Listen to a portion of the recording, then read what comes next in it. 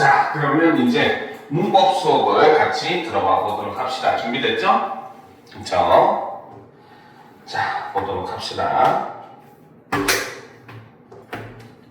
자, 이번 시간에 할 거는 바로 우리말의 문법 요소라고 하는 겁니다. 알겠죠? 그래서 문법 요소에는 높임 표현, 시제 표현, 그쵸? 그 다음에 뭐 피동사동 표현, 부정 표현, 인용 표현 정도까지 우리가 이렇게 5가지를 볼 수가 있어요. 자, 그러면 첫 번째로 높임 표현에 대해서 한번 살펴보도록 합시다. 그쵸? 자, 높임 표현이라고 하는 것은 대화에 등장하는 인물 또는 청자를 높이거나 낮추는 표현을 우리는 높임 표현이라고 해요. 그래서 실제로 이제 물론 뭐 주체 높임이나 객체 높임에는 이런 내용이 없긴 하지만 상대 높임 같은 경우는 낮추는 것도 높임 표현으로 해당을 합니다. 알겠습니까? 자, 일단 우리가 높임 표현의 첫 번째 주체 높임에 대해서 먼저 한번 살펴보도록 합시다. 자, 주체 높임은 즉 바로 문장의 주체인 즉 주어를 높이는 것을 바로 우리는 주체 높임이라고 얘기를 합니다. 즉 높임의 대상이 바로 뭐다? 문장 성분 중에 주어이다 라고 볼 수 있다는 거죠. 알겠습니까? 자, 주체 높임을 하는 방법은 첫 번째 주체 높임의 조사인 주격 조사인 깨서를 사용을 하면 됩니다. 알겠습니까? 그 다음 두 번째는 특수어휘가 존재하는 경우는 무조건 특수어휘를 먼저 사용해 주셔야 돼요. 알겠습니까? 자, 그리고 서술어의 경우는 서술어의 경우는 주체 높임의 의미를 나타내는 특수어휘가 없는 경우도 존재를 하거든요. 이 경우는 어떻게? 주체 높임의 선어말 어미인 의시를 사용을 하면 됩니다. 알겠습니까? 자, 일단 우리가 여기서 한번 그 주체 높임의 내용을 한번 살펴보도록 합시다. 알겠죠? 자, 일단 주체 높임의 의미에 대해서 얘기를 하기 전에 특수어휘에 대해서 한번 살펴보도록 합시다. 자, 특수어휘라고 하는 것은 바로 뭐냐? 옆에 여러분들 필기할 수 있는 공간 다 마련해 놨으니까 필기를 하면서 보도록 합시다. 알겠죠? 자, 특수어휘라고 하는 것은 자, 어떤 낱말이 그쵸? 높임의 의미를 가질 때 그 형태가 완전히 달라지는 어휘들을 우리는 특수어휘라고 이야기를 합니다. 알겠죠? 이해가 되죠? 그쵸? 자, 특수어휘도 예를 들어서 한번 살펴보도록 합시다. 알겠죠? 자, 예를 들어 보면 그쵸? 자, 우리가 밥을 먹는다 할 때 밥이라고 하는 것은 높임을 하게 되면 특수어휘를 사용하게 되면 바로 뭐다? 식사나 진지라는 말로 바뀌게 되죠. 그죠? 자, 그 다음에 말이라고 하는 단어는 뭐가 된다? 높이게 되면 말씀이 되는 것이고, 그죠? 그 다음에 나이라고 하는 말은 높임의 의미를 가질 때는 연세라는 말을 쓰거나, 그죠? 굉장히 약간 극정칭의 높임으로 하면 춘추라는 말도 사용을 합니다. 알겠습니까? 자, 그래서 이런 것들은 우리가 일반적인 명사에 있는 그 특수어휘라고 볼 수가 있어요. 알겠죠? 자, 그런데 특수어휘는 명사만 있는 것이 아니라 서술어에도 존재를 합니다. 알겠습니까? 자, 예를 들면 먹다라고 하는 단어는 특수어휘를 쓰게 되면 어떻게? 드시다 혹은 잡수시다 이런 형태가 돼요. 그쵸? 자, 그 다음 자다라고 하는 단어는 특수어휘가 되면 높임의 의미를 가지면 주무시다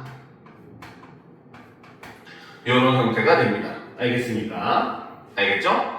자, 그런데 자, 주체 높임의 특수어휘에서 우리가 한 가지 주의할 점이 있습니다. 알겠습니까? 자, 그것은 바로 뭐냐? 학생들이 이거는 별거 아닌 것 같은데도 은근히 착각을 많이 하는 내용이에요. 알겠습니까? 자, 그러면 어떤 착각을 한번 하는지 봅시다.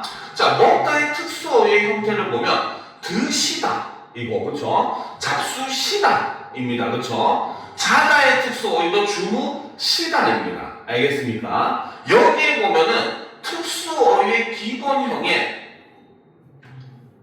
기본적으로 시가 주체 높임의 특수어휘 같은 경우는 다 포함이 되어 있습니다. 알겠습니까? 그런데 여기서 여러분이 착각하면 안 되는 건 바로 뭐다? 특수어휘의 기본형에 시가 포함되어 있다고 하더라도 그러면 이거는 주체 높임의 선어말 어미 의시를 사용한 거다 아니다? 사용한 게 아니라는 겁니다. 알겠습니까? 자, 그러니까 이 부분은 선생님이 따로 정리를 해줄게요. 알겠죠? 바로 용언의 주체 높임 특수 어휘의 경우 그쵸? 기본형의 어간이 뭐뭐시로 끝이 납니다. 알겠습니까? 이 말은 다른 말로 얘기하면 아까 얘기했듯이 바로 뭐다? 여기다 쓰면 안 보이겠네. 선생님은 요 위에다 쓸 테니까 요 밑에다 쓰시면 돼요. 알겠죠? 이 말은 다른 말로 하면 바로 뭐다? 자, 용언의 주체 높임 특수 어휘에는 주체 높임 선어말 어미 시가 사용된 것이 아니라는 거 여러분들이 정말 유념을 해두실 필요가 있습니다. 알면서도 틀리는 내용이에요, 이게. 알겠습니까? 알겠죠? 자, 쉽게 예를 한번 들어보도록 합시다. 자, 어머니께서는 책을 읽으신다. 읽으신다 하면 안 되지. 어머니께서 거실 소파에서 주무신다. 이런 문장이 있다고 봅시다. 알겠죠? 실제 시험에도 이렇게 나와요. 이런 문장을 하나 주어준 다음에 이 문장에 사용된 뭡니까? 그 높임의 요소에 대한 설명으로 옳은 것은 틀린 것은 이런 문제가 나오거든요. 알겠죠? 그럼 선지 중에 꼭 하나가 나오는 게 바로 뭐다? 주체인 어머니를 높이기 위해서 바로 뭐다? 자다의 특수어휘를 사용했는데 여기에 주체 높임의 선어말 어미 시를 사용하고 있다. 혹은 주체인 어머니를 높이기 위해서 주체 높임 선어말 어미 시를 사용하고 있다. 이런 선지가 꼭 나와요. 알겠죠? 이거는 틀린 표현입니다. 알겠습니까? 특수어휘, 용언의 주체 높임의 특수어휘는 기본 어간의 끝이 항상 시로 끝나요. 알겠죠? 그래서 이 시는 어간에 포함되는 거지 절대 주체 높임의 선어말 어미가 아니다라는 거 꼭 명심을 해두실 필요가 있습니다. 알겠습니까? 알겠죠? 그렇죠? 여기까지 다 적었어요? 그렇지? 자, 그리고 이제 우리가 주체 높임에서 사실 더 중요한 거는 다른 거가 있습니다. 바로 주체 높임도 종류가 있어요. 주체 높임의 종류를 우리가 살펴볼 수가 있습니다. 알겠죠? 자, 주체 높임은 크게 두 가지로 나눌 수가 있어요. 첫 번째는 직접 높임. 그렇죠? 자, 직접 높임이라고 하는 것은 말 그대로 주어를 그대로 높여주는 겁니다. 알겠죠? 그래서 직접 높임은 쉽게 얘기하면 바로 뭐다? 문장의 주어가 이꼴 바로 뭐다? 높임의 대상이라는 거죠. 알겠습니까? 그래서 이때는 우리가 지금까지 배웠던 높임법을 그대로 쓰시면 됩니다. 알겠습니까? 어떻게 보면 우리가 여기서 설명한 방법은 대부분이 바로 뭐다? 직접 높임의 방법에 대한 설명이에요. 알겠습니까? 자, 그런데 주체 높임에는 사실 직접 높임만 있는 것이 아니라 간접 높임도 존재를 합니다.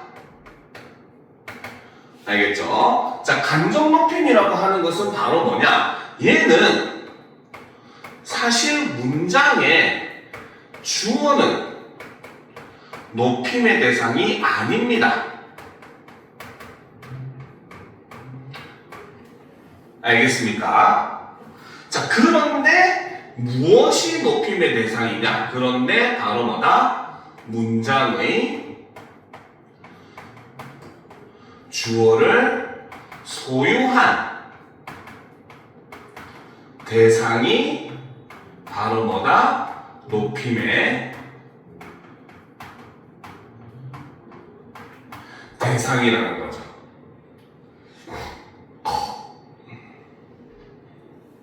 알겠습니까? 그럴 때 우리는 주어가 비록 높임의 대상이 아닌, 어떻게 보면 주어는 개념이나 사물이라고 볼 수가 있거든요. 알겠죠? 근데 그걸 소유한 사람이 높임의 대상이다 보니까 그 대상을 간접적으로 높여주는 걸 우리는 간접 높임이라고 이야기를 합니다. 알겠습니까? 자, 그러면 예문을 한번 보도록 합시다. 자, 학교 교과서나 이런 데서 많이 나오는 거죠. 자, 주례 선생님의 말씀이 계시겠습니다.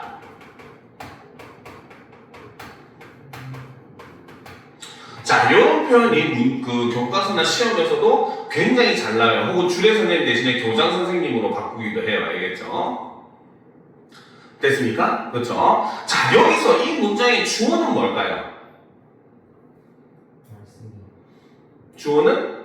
그렇죠. 말씀이가 주어입니다. 알겠습니까? 그런데 말씀, 즉 말은 높임의 대상입니까? 아닙니까? 아니잖아요. 그렇죠? 그래서 이 주어는 바로 뭐다? 높임의 대상이 될 수가 없어요. 사람이 아니기 때문에. 알겠습니까? 그런데 문제는 바로 뭐다? 이 말을 한 사람이 누구다?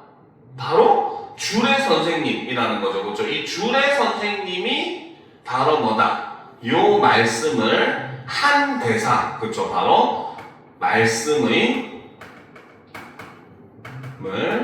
한 대상이 바로 주례 선생님이고, 이 대상이 바로 높임의 대상이라는 겁니다. 알겠습니까? 그러니까 주어는 직접적으로 높임의 대상이 될 수 없다는 거죠. 그렇죠? 그지? 그렇기 때문에 이 경우에는 간접 높임을 사용하고, 이때 이 문장은 사실은 잘못된 문장이에요. 알겠죠? 그러면 이 문장은 올바로 고치면 어떻게? 계시겠습니다가 아니라 있으시겠습니다. 요렇게 고치셔야 합니다. 알겠습니까?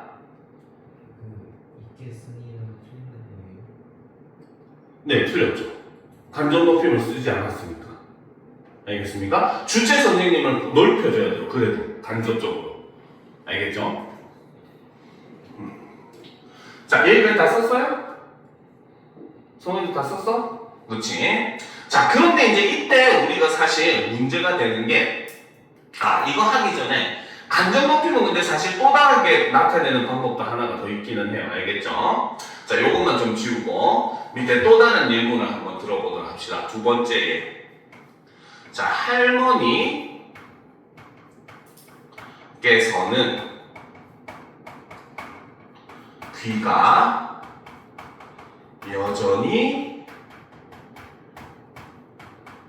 밝으시다. 자, 요런 문장이 있다고 봅시다. 알겠습니까?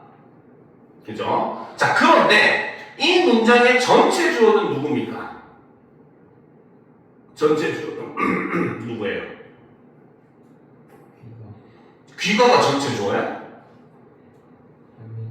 그치, 이 문장의 전체 주어는 할머니는 맞습니다. 얘도 주어이고 얘도 높임의 대상은 맞아요. 알겠습니까? 자, 그런데 여기서 한 가지 여러분들 질문을 할게요. 서술어는 밝으시다예요. 그쵸? 그치? 근데 밝은 거는 할머니입니까? 귀입니까? 밝은 거는 할머니야, 귀야?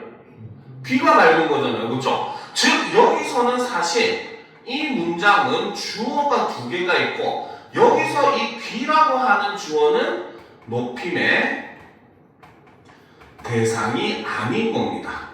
알겠죠? 그런데 1차적으로 바로 뭐다? 여기서 서술어에 해당하는 밝으시다라고 하는 서술어는 1차적으로 귀가와 서로 호응을 하는 거죠. 알겠습니까? 그렇죠? 그러면 밝다의 주어는 귀이기 때문에 귀를 높이면 됩니까? 안 됩니까? 안 되는 거야. 그렇죠? 그런데 귀의 소유자가 누구 귀다? 할머니의 귀인 겁니다. 알겠습니까? 그렇기 때문에 이 문장은 사실 바로 귀가 여전히 밝으시다라고 하는 문장이 전체 문장의 서술어의 기능을 하는 서술절의 형태라고 볼 수가 있고, 알겠죠? 자, 그렇기 때문에 귀와 직접적으로 호응하는 밝다라고 하는 서술어지만 여기서 이 귀가 할머니의 소유이기 때문에 귀와 호응하는 서술어인 밝다도 역시 간접적으로 뭡니까? 밝으시다라고 하는 높임 표현을 사용을 하는 겁니다. 무슨 말인지 알겠죠? 이해가 됩니까? 그래서 이렇게 서술절을 아는 주어 서술어의 형태로도 간접 높이는 실현이 될 수 있다는 거 여러분들이 여전히 알아두셔야 되는 내용이에요. 알겠습니까? 그래서 간접 높임을 표현하는 방법은 첫 번째는 뭡니까? 관용어의 형태로서 주어의 소유자를 밝히는 방법이 있고 두 번째는 서술절의 형태로서 뭡니까? 주어의 소유자를 밝히는 이런 형태도 존재를 한다는 거 여러분들이 다 유념을 하셔야 돼요. 알겠습니까? 성은이 다 적었어요? 다 적었죠? 그렇죠? 자, 그 다음 이제 여러분들이 알아둬야 될 거 아까도 했었지만 자, 있다인 경우에 자, 있다라고 하는 단어가 실제로 굉장히 여러분들을 이 주체 높임에서 조금 골치 아프게 하거든요. 알겠습니까? 자, 있다의 높임 표현을 우리가 살펴볼 필요가 있습니다. 알겠습니까?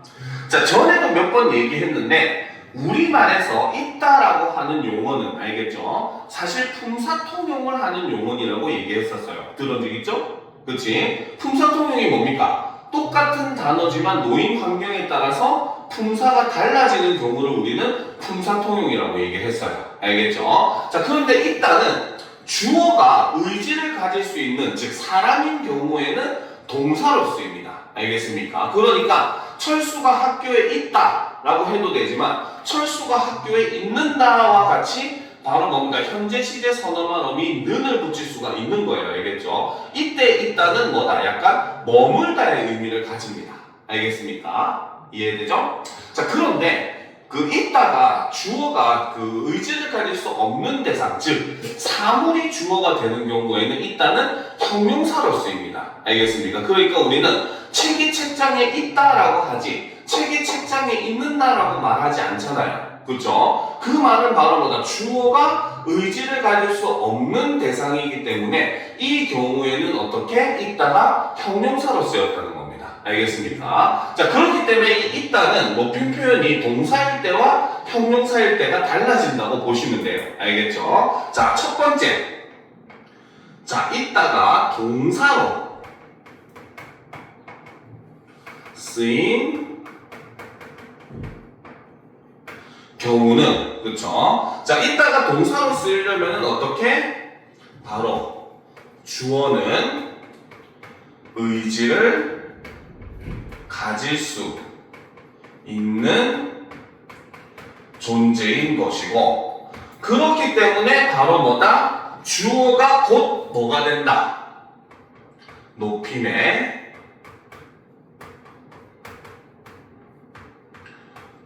대상이 된다는 거죠. 무슨 말인지 알겠습니까? 알겠죠? 자, 그렇기 때문에 동사로 쓰인 경우에는 있다를 높임 표현을 쓸 때는 바로 특수어휘인 계시다를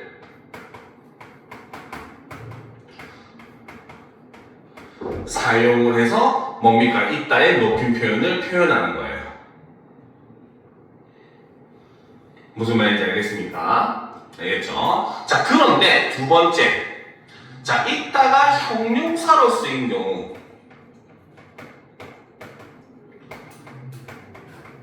쓰인 경우는 자, 아까 얘기했듯이 주어는 바로 뭐다? 그렇죠? 의지를 가질 수 없는 존재라고 했죠. 의지를 가질 수 없는 존재, 즉 일종의 사물이라고 볼 수가 있는 겁니다. 알겠습니까? 그렇죠? 그러니까 당연히 주어는 이 경우에 높임의 대상이 될 수 있어요, 없어요? 없겠죠. 그러니까 이 경우는 주어는 높임의 대상이 될 수가 없습니다. 알겠습니까? 알겠죠? 자, 그렇기 때문에 이 경우는 바로 뭐다? 주체 높임, 선어말, 어미, 뭐뭐의 시를 사용을 해서 있으시다로 표현을 하는 겁니다. 알겠습니까? 이해가 됩니까?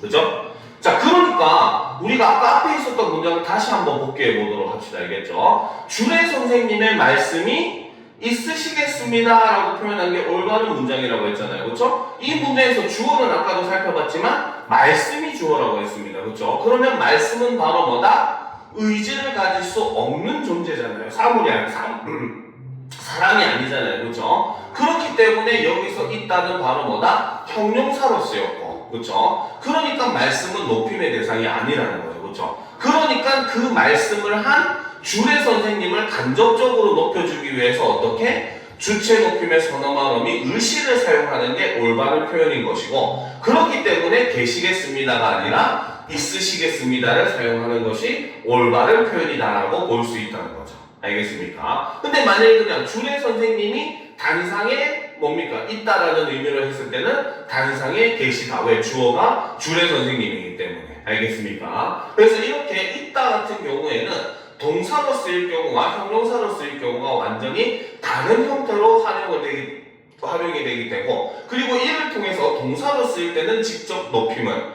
형용사로 쓰일 때는 간접 높임의 의미로 우리가 볼 수가 있다는 거죠. 알겠습니까? 그러면 요거까지만 적어놓죠. 그래서 동사로 쓰이는 경우는 바로 뭐다? 직접 높임으로 볼 수가 있고, 형용사로 쓰인 경우는 간접 높임으로 볼 수가 있다는 거죠.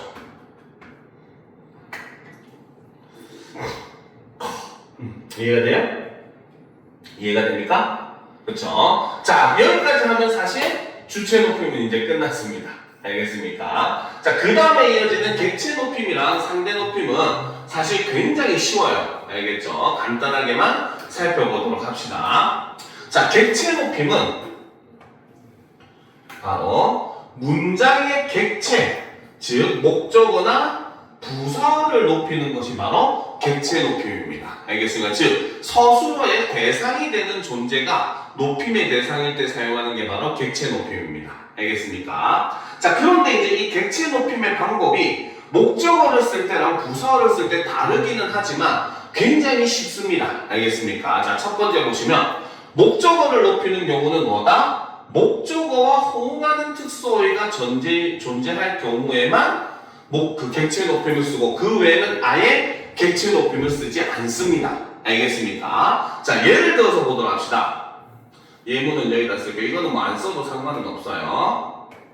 자, 예문을 보시면은, 자, 나는 친구를 데리고 시장에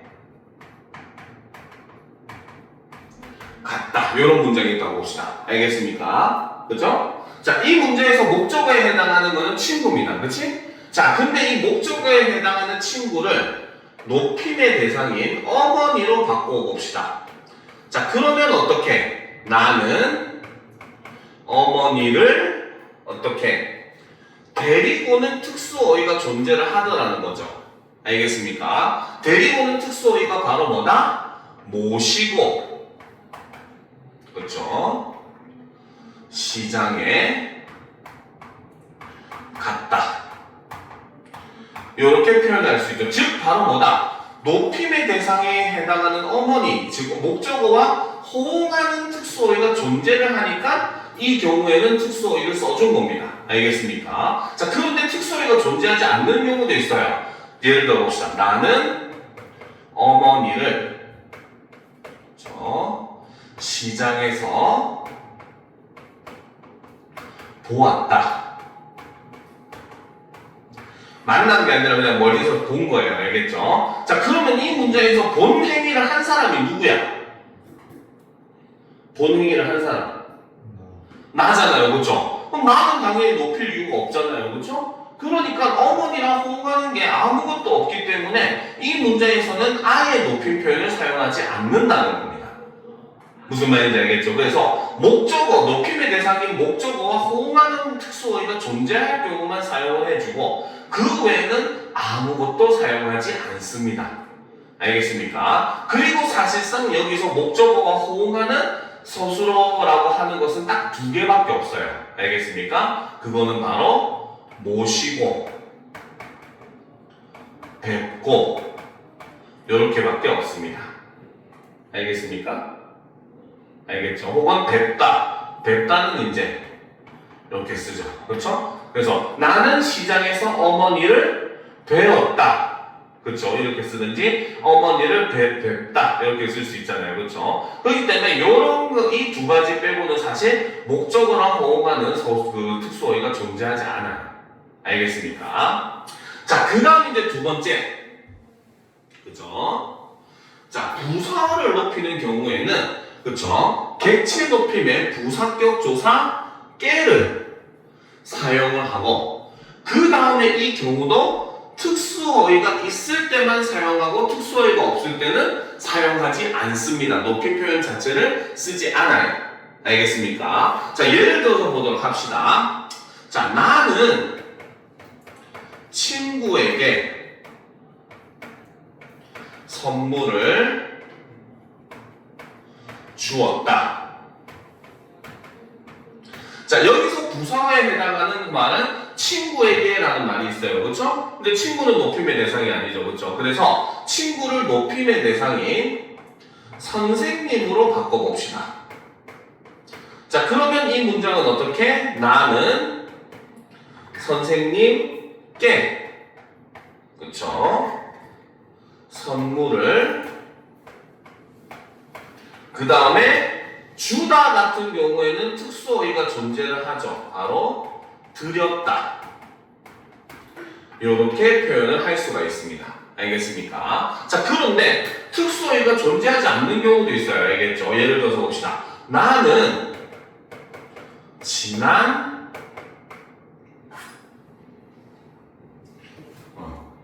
일요일에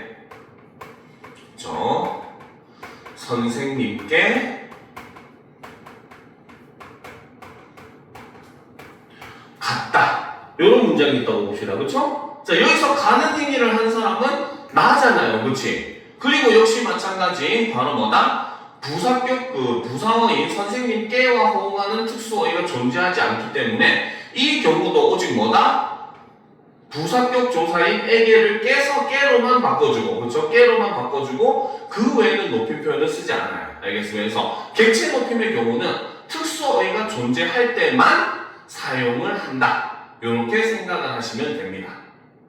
알겠습니까? 이해가 되죠? 이해가 됩니까? 그렇죠? 왜 다 지우고 있어요? 자, 다 됐죠? 다 적었죠? 자, 그러면 이제 세 번째 상대 높임으로 한번 가보도록 합시다. 그렇죠? 자, 지금까지 우리가 주체 높임은 문장의 주어, 객체 높임은 문장의 목적어나 부사어 이렇게 높였어요. 그렇죠? 자, 그런데 상대 높임이라고 하는 거는 문장 성분을 높이는 게 아닙니다. 바로 뭘? 청자를 높이거나 낮추는 표현입니다. 알겠습니까? 자, 상대 높임법은 크게 격식체와 비격식체로 나눌 수가 있어요. 격식체는 격식을 갖춰야 되는 공식적인 자리 이런 데서 쓰는 것이고, 비격식체는 말 그대로 이제 격식을 차리지 않아도 되는 사적인 자리에서 쓰는 게 비격식체입니다. 알겠죠? 자, 격식체는 다시 아주 높임의 하십시오체, 예사 높임의 하오체, 예사 낮춤의 하계체, 아주 낮춤의 해라체. 자, 반면에 비격식체는 두루 높임에 해당하는 해여체, 두루 낮춤에 해당하는 해체로 분류를 할 수가 있어요. 그래서 상대 높임 경우는 바로 주로 종결, 어미에 의해서 실현이 됩니다. 알겠습니까? 오케이? 자, 그런데 여기서 우리가 한 가지 유의할 점, 첫 번째로 아주 높임에 해당하는 거는 하십시오체입니다. 하십시오체 아니에요. 알겠습니까? 알겠죠? 하십시오체입니다. 알겠죠? 첫 번째 유의할 거. 그 다음 두 번째 유의할 거는, 자, 방금 우리가 선생님이 바로 뭐다? 상대 높임은 주로 종결 어미에 의해서 실현된다고 했잖아요. 그렇죠? 그런데 유일하게 해여체에 사용되는 요는 바로 뭐다? 높임의 의미를 가지는 보조사입니다. 조사입니다. 알겠습니까? 알겠죠? 자, 그 이유는 바로 조사와 어미의 특징에서 기인을 합니다. 알겠습니까? 조사와 어미는 비슷한 점이 굉장히 많아요. 다른 말에 붙어서 쓴다는 점, 그쵸? 굉장히 유사한 점이 많습니다. 그런데 첫 번째로 붙는 대상이 달라요. 조사는 체언에 주로 붙고, 그쵸? 그 다음에 어미는 용언의 어간에 붙는 게 바로 어미죠, 그쵸? 자, 그런데 이 둘의 가장 큰 결정적인 차이는 바로 뭐냐면, 조사는 생략해도 말이 성립을 합니다. 쉽게 떼어낼 수 있어요. 그렇기 때문에 어느 정도 독립성을 가지고 있다고 보고, 그래서 조사는 낱말로 분류를 하는 겁니다. 알겠습니까? 그런데 반면에 어미는, 그쵸? 우리는 먹다 해야 말이 되지, 먹하면 말이 돼, 안 돼? 안 되잖아요, 그쵸? 우리가 용언 같은 경우는 어미가 없으면 절대 쓸 수가 없어요. 알겠습니까? 그렇기 때문에 어미는 없으면 쓸 수가 없다. 이 말은 있고, 분리성이 없다라고 보는 것이고, 분리성이 없으니까 당연히 독립성도 없다라고 보고, 그래서 어미는 낱말로 인정하지 않아요. 알겠습니까? 자, 그런데 이제 이때 해여체에서 요를 지워버리면 무슨 체가 돼요? 해체가 되잖아. 그렇지? 그렇죠? 자, 밥을 먹어. 말 됩니다. 알겠죠? 근데 거기에 높임의 의미를 넣기 위해서 요를 붙이는 거잖아. 그렇지? 그래서 밥을 먹어 요 이게 되는 거잖아. 그렇죠? 그러니까 사실 해여체에서 요는 생략을 해버리면 해체로 문장 성립에는 아무런 지장이 없다는 거예요. 알겠죠? 그렇기 때문에 여기서 요는 어미로 분류하는 것이 아니라 조사로 분류를 하는 겁니다. 무슨 말인지 알겠습니까? 이해가 되죠? 그렇죠? 그래서 오로지 상대 높임에서는 요 해여체의 요만 조사다라는 거 여러분들이 알아둘 필요가 있습니다. 알겠죠? 자, 그 다음 상대 높임의 개념 중에 여러분들이 또 알아야 될 게 바로 요 압존법이라고 하는 게 존재를 합니다. 자, 물론 현실에서는 거의 사라져가고 있는 표현법이기는 해요. 근데 머신마들은 군대에서 많이 씁니다. 알겠습니까? 자, 이 압존법이라고 하는 게 바로 뭐냐면, 자, 보도록 합시다. 압존법은, 자, 문장 속에 등장하는 인물이 화자보다 높아도,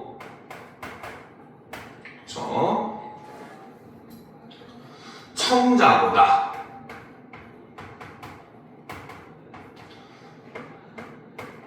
낮을 경우, 그쵸? 문장 속 인물을 높이지 않는 것을 우리는 압존법이라고 이야기를 합니다. 알겠습니까? 자, 예문을 한번 보도록 합시다. 예문. 자, 할아버지 알겠죠? 아버지가